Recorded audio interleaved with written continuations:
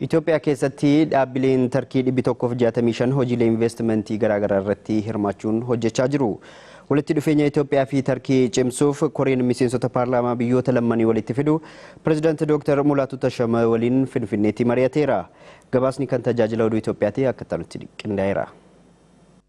Hariiroo mana maree bakka bu'oota uummataa Itoophiyaa fi Tarkii gidduu jiru cimsuun misooma biyyoota lammanii irratti gahee isaanii akka bahaniif xiyyeeffannaan hojjetamaa jiraachuu koreen dhimma walitti dhufeenya Itiyoo Tarkii beeksise. Koreen walitti dhufeenya Itiyoo Tarkii akka lakkoofsa Awurooppaa bara 2015 hariiroo biyyoota lammanii cimsuuf hundaa'e. Dura ta'an koree kana Hasan Sart aangawoota mootummaa olaanoo Itoophiyaa waliin Finfinneetti mari'achaa jiru. Hariiroo damee ijaarsa biyyoota lammanii cimsuun akkaataa danda'amu irratti ministeera konistirakshinii addee Aayishaa Muhammad waliin mari'ataniiru. Pireezidaantiin Riippaabilika Dimokiraatawaa Federaalawaa Itoophiyaa Dr. Mulaatu Tashoomee dura ta'aa koree kana masaraa biyyaalessaatti simachuun hariiroo misooma biyyoota lammanii akkaataa cimsuun danda'amu irrattis waliin mari'ataniiru. Daayirektarri dhimmoota kominikeeshinii waajjira pireezidaantii obbo Ashabbir Geetannat manni maree bakka bu'oota uummataa Tarkii hariiroon biyyoota lammanii akka cimuuf gahee isaa kan bahu ta'uu dura ta'an korichaa pireezidaanti Dr. Mulaatuuf ibsaniiru jedhan. ከፕሬዝዳንት ጋር በነበራቸውም ውይይት በተለይ ቱርክና ኢትዮጵያ በሚያደርጉት የኢኮኖሚ ትብብር ላይ